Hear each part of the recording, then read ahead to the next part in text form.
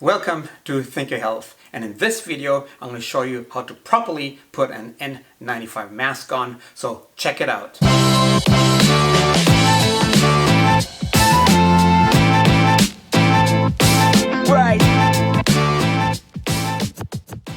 Welcome to Think Your Health. The first thing you do is you wash your hands.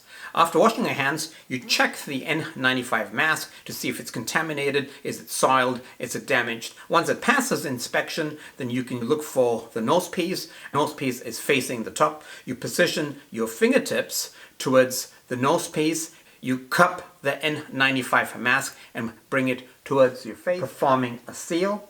You take the top strap and place it above the head and above the ears.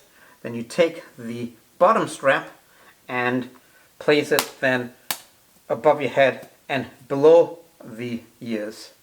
The next thing you do is you mold the nose piece from the inside and out. Once you're satisfied with the face mask, you check the seal of the mask. You take your hands, place them in front, and you breathe in and see if there's an appropriate seal, and then you breathe out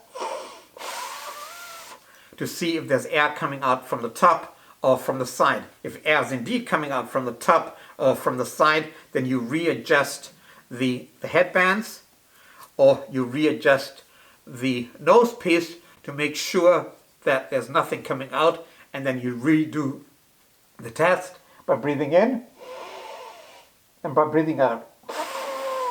Once you're satisfied, you can use the mask. Make sure that when you're putting the headbands on, that they're not tangling against each other or against your hair.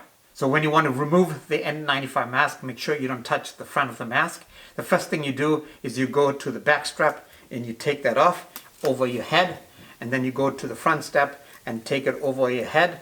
You check the N95 mask to see if it is contaminated or soiled, and of course if it is, then you dispose of it, and then afterwards you wash your hands.